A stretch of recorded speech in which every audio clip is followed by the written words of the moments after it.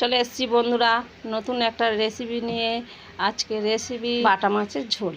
গরমের সময় এই ঝোলটা শরীরের পক্ষে খাওয়া খুব ভালো। 500 বাটা মাছ আমি ধুয়ে কেটে নুন হলুদ মাখিয়ে রেখেছি। এখানে ঝিঙে আলু কেটে রেখেছি ধুয়ে। গরম হয়ে গেছে, এবার মাছগুলো আমরা দিয়ে দেবো।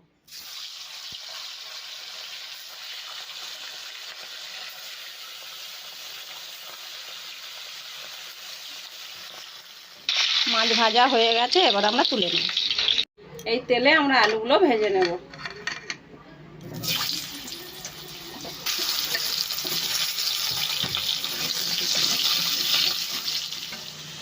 আমাদের আলু ভাজা হয়ে গেছে, এবার আমরা তুলে নেব।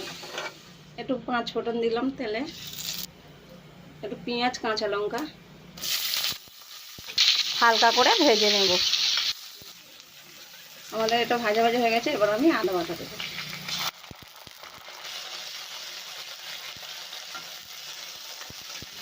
আদাটা ভাজা ভাজা হয়ে গেছে, এবার আমি ঝিঙে দিয়ে দেবো।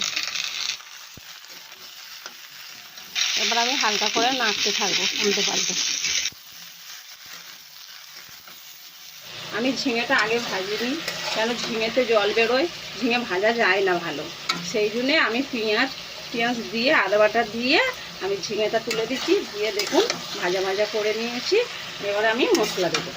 লঙ্কা গুঁড়ো, মতন হলুদ, ডিমের মতন লবণ, একটা টমেটো বাটা, 2 চামচ জিরে বাটা। এইবারে আমি ভেজে রাখা আলু দেবো, দিয়ে এটাকে ভালো করে কষে নেব। কষা হয়ে গেছে, এবার আমি জল দেবো। ছেড়ে আমি 5 মিনিট ঢাকা দিয়ে রাখবো। আমাদের 5 মিনিট হয়ে গেছে, এবার আমরা খুলে দেখব। দেখুন আলু সিদ্ধ হয়ে গেছে, এবারে ভেজে রাখা মাছগুলো দিয়ে দেব।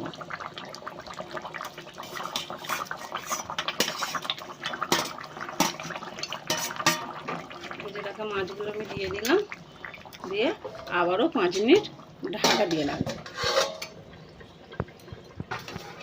আমাদের 5 মিনিট হয়ে গেছে, এবার আমরা খুলে দেখব। হয়ে গেছে, এবারে আমি নামিয়ে নেব। আমাদের রেসিপি তৈরি, এবারে আমরা খাবো। আপনারা অবশ্যই ঘরে এই রেসিপিটা একবার বানাবেন। যদি ভালো লেগে থাকে কমেন্টে অবশ্যই জানাবেন।